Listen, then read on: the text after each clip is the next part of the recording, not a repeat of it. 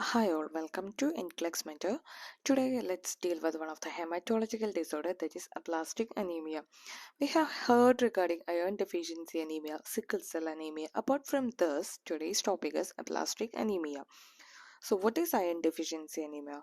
It is occurred because of the reduced production of RBC.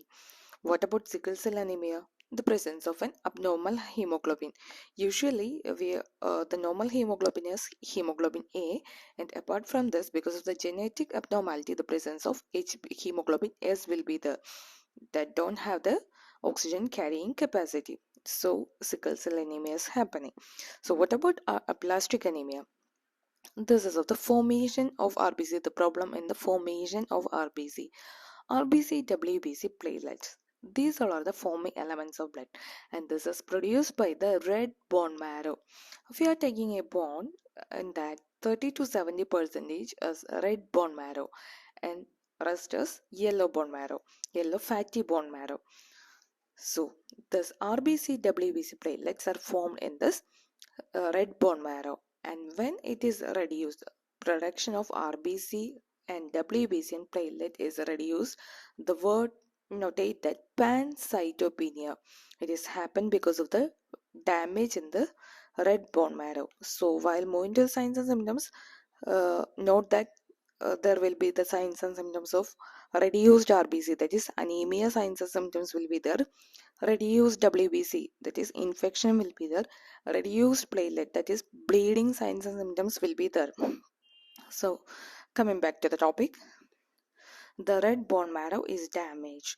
So hemopoietic, when the red bone marrow is damaged, it is covered by the yellow bone marrow, but this yellow bone marrow doesn't have the hemopoietic function, that is production of RBC, WBC and platelet won't happen. So this causes to the aplastic anemia. So let's see the description. It is the deficiency of the circulating erythrocytes and all other formed elements of blood, resulting from the arrested development of cells within the bone marrow. So the bone marrow can produce the blood forming elements, that is RBC, WBC and platelets. And the types are primary and secondary. Primary means present at the birth, and secondary means which is acquired. Moving to the causes. One of the causes is autoimmune disorders, that is our own body cells acting against our own bone marrow, that is autoimmune disorders. That's why we are giving the immunosuppressive drugs. And the second thing is myelotoxic agents, that is myelo in the sense bone, so myelotoxic, that is toxic to the bone marrow agents. Which are they? Drugs which is used in the radiation chemotherapy, like that. So myelotoxic agents are the other cause, viruses, infection and allergic states. Moving to the diagnosis, the confirmed diagnostic test is bone marrow aspiration, that is, which shows the red bone marrow to the fatty yellow bone marrow. And apart from this, we are doing CBC, and related to that RFT, liver function, renal function test, liver function test, like that.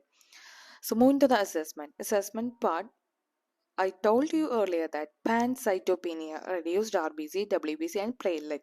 So pancytopenia will be the and symptoms of reduced RBC, that is anemic symptoms, includes fatigue, weakness, pallor, tachycardia, palpitation, dyspnea on exertion, like that.